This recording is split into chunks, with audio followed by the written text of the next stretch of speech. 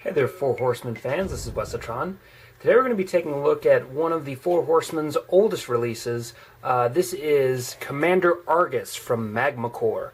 Now, Four Horsemen has been doing work for a long time, but what I mean by saying oldest releases is I mean this was actually one of the first figures, it may even be the first figure, I'm not sure, that the Four Horsemen ever did on their own, of their own volition, their own original intellectual property. So, I got this at a sale quite a while back, at least more than a year ago, at Store Horsemen, and it was only $5. So huge sale there. I think it was originally maybe 15 to 20. But yeah, this is very early and not indicative of what they're doing these days. But with the new Kickstarter project they have going on for the Ravens, the Gothotropolis Ravens, I figured it'd be a good time as any to go ahead and get this guy out and review it. So. Packaging here is really interesting. It almost, I'm not sure, the bubble, it's got a lot of dimension to it. I can't tell if this is supposed to be like a breather mask with, you know, like here's the rebreathers here, or if this is supposed to be like a chamber that he's being like built in. I'm not sure. The story for this is kind of never really fully been fleshed out, but on the back there is a ton of information about this character and of the story in general. So up here it's got information about the story itself.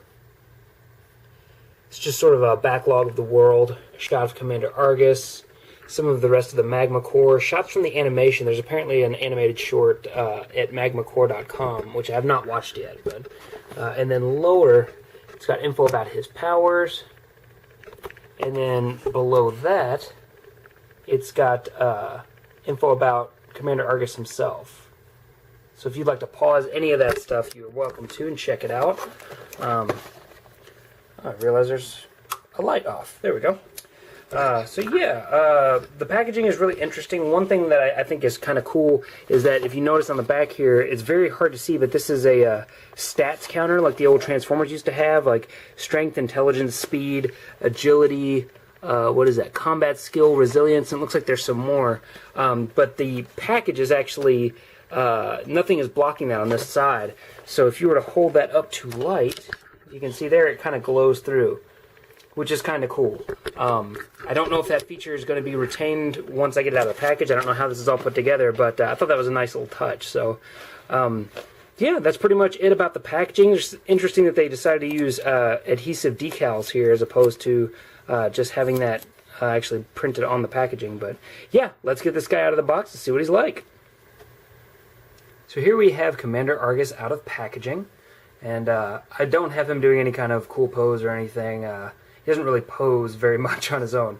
But I will show you real quick before we get started the card. It was taped into the back of the box, and there's a hole just cut into the box. But you can see this is kind of neat. Strength, intelligence, speed, agility, combat skill, resilience, and Magma Core control was the bottom one. So that's kind of neat. And that is sort of like clear, but it's laminated a little bit. But you can see the more light you get up under it, the brighter it gets. So that's really neat.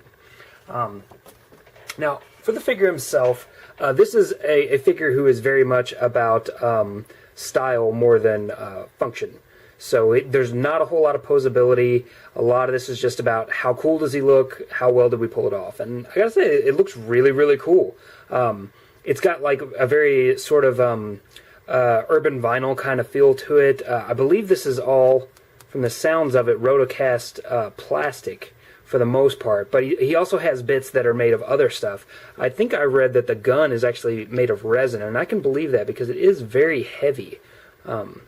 See, like if you can see, like that gun is pulling him down and wanting to slide down on its own. It is a very heavy item, and unfortunately there's no way to unplug the gun. See, it's like plugged in via these soft bits, so there's not much you can do about that. It's pretty much just, I think, going to rest wherever you have it laying. But that being said, it is a very cool gun.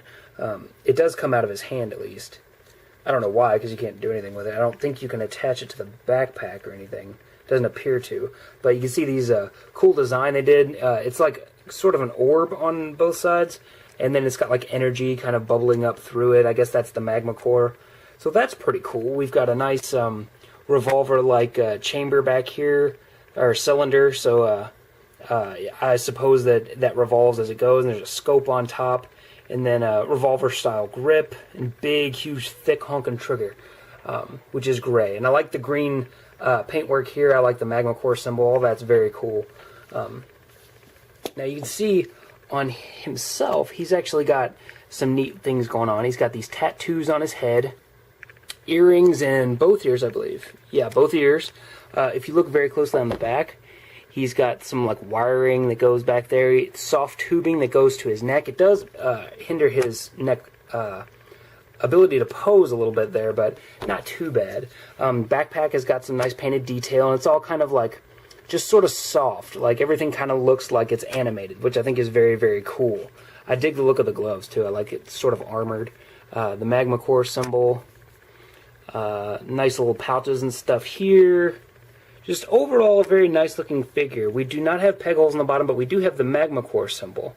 But his feet are so big that I don't think he'll have problems standing up, because you can't really pose him very well anyway. But another soft tube here, and soft tubes to the gun I think I showed. But yeah, very, very cool look. And just a quick, so you can see his face close up. Sort of soft details on the face, but I dig the paint and everything. It's kind of cool. And then the detail on the neck I think is neat. They did sort of like an armored, like segmented armor up underneath there. Hopefully that's coming through. Yeah, there we go.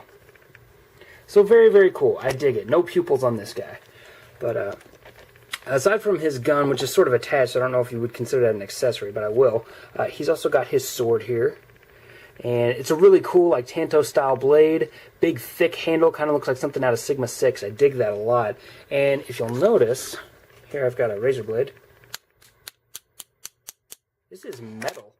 Like, straight up metal. And it's pretty sharp to be metal. Like, you could actually kill somebody with this. Not that I'd recommend that, because then what happens to your action figure collection?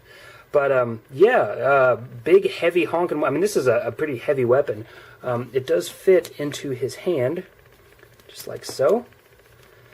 And it pulls off that whole kind of post-apocalyptic, cyberpunk kind of look. Very cool. I dig it. I think it's really, really neat. So, yeah. And that does, as it was originally, store on his backpack. There's a slot, if you can see straight down there. Basically, you just slide this guy. You got to make sure this tube is out of the way, because it likes to block things, but then it'll push right through. And then it just kind of hangs out like the old knives on the G.I. Joe backpacks. I dig it. I think it's really neat. So, articulation-wise, we did talk about the guy's neck being blocked a little bit by these things, but he does have a ball joint at the base, so he's got nice range there. You can see if you push too far forward, it will pop out, but that does pop back into place. So, down, up, side, side, twist, you know, pretty good range on the neck. Not too bad at all. Like I said, just watch out for these hoses, because sometimes they'll, if you try and turn it, sometimes they'll block, and see how it's pushing his head down. So you just have to work with them a little bit. We got swivels in the shoulders, so they do appear to go, yeah, they'll go all the way around, but you will have a little stress up here. I don't think they're supposed to go over that point, because it sticks out a little bit. And that is a swivel on both sides. Nothing in the elbows. Big swivel wrists, swivel waist, and swivel hips. And that's it. Nothing in the boots, nothing in the ankles, nothing else. So pretty much what you see in the package is what you get. There's not a lot of surprises with this guy. I mean, he comes with his big weapons. He doesn't pose very much, and he's just sort of there to look cool. For $5, absolute good buy. For $10, I'd still say it was a good buy. It's just a cool piece on its own. It is roughly 6-inch scale. We got raised stands here, just to show you. Oops, either a decent size 6-inch or a short 7-inch. I'll let you decide, but 4 Horsemen is known pretty much for their 6-inch, so I'm guessing that's what we're looking at. But yeah, pretty cool action figure. For $5 or $10, it's definitely a good buy. If it's getting up to $15, $20, you could spend your money on better things, especially right now with the Gothropolis Ravens going on. If you do get the opportunity, please head over to Kickstarter. Take a look. Just look around. I mean, if you're not into the style or whatever, that's cool. But you know, it's worth it to at least check it out and try to support a smaller toy company. They do big things, but on their own, they are a small company. So I would like to see more of them kind of pop up, and it's a very, very cool project with some really cool designs and rewards. So if you get the chance, check out the Kickstarter. I'll put the link down here in the box below, just so that you can get there pretty easily. So that's it for Commander Argus. Not much to say. If you have any questions or comments, throw them in the box below, and I would be glad to answer them for you. Thanks for stopping by. Thanks for all the new subscribers. You guys are awesome. That's it. I'll talk to you later. Thanks, guys. Bye.